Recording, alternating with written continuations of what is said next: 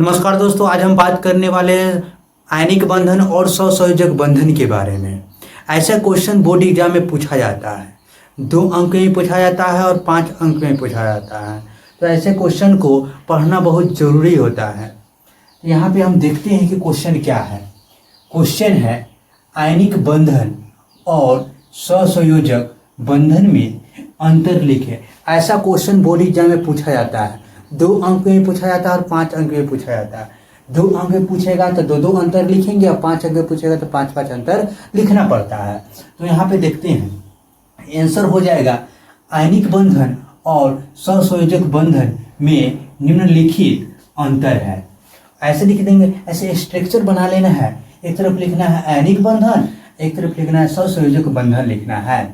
आयनिक बंधन में 1 नंबर में अंतर में देंगे, यह धातु अधातु के संयोग से बनता है। धातु और अधातु के संयोग से क्या बनता है? आयनिक बंधन बनता है। अब इसमें देखेंगे, यह 2 अधातुओं के संयोग से बनता है। अब यहाँ पे देखेंगे 2 अधातुओं के संयोग से बनेगा। अब यहाँ पे देख लेंगे 2 नंबर अंतर में, इसका द्रव्यमानांक और क्वथनांक उच्च होता है। क्या होता है? द्रव्यमानांक और क्वथनांक क्या होता है? उच्च होता है। किसका उच्च होता है? तो आयनिक बंधन का होता है। 2 नंबर इसमें हो जाएगा,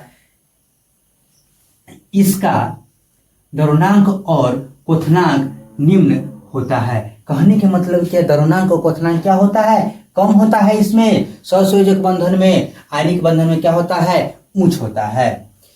3 नंबर में अंतर में हो जाएगा, यह जल में विलय होता है।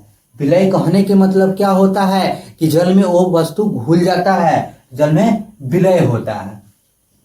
3 नंबर अंतर में हो जाएगा, यह जल में अविलय होता है। जल में क्या करता है? नहीं घुलता है। 4 नंबर अंतर में हो जाएगा, यह कार्बनिक विलायक में अविलय होता है, जैसे केरोसिन तेल, बेंजीन, एसीटोन।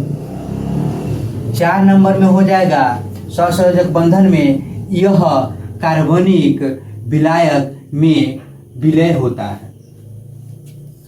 और 5 नंबर में अंतर में हो जाएगा, यह द्रवित या विलायक अवस्था में विद्युत का सुचालक होता है।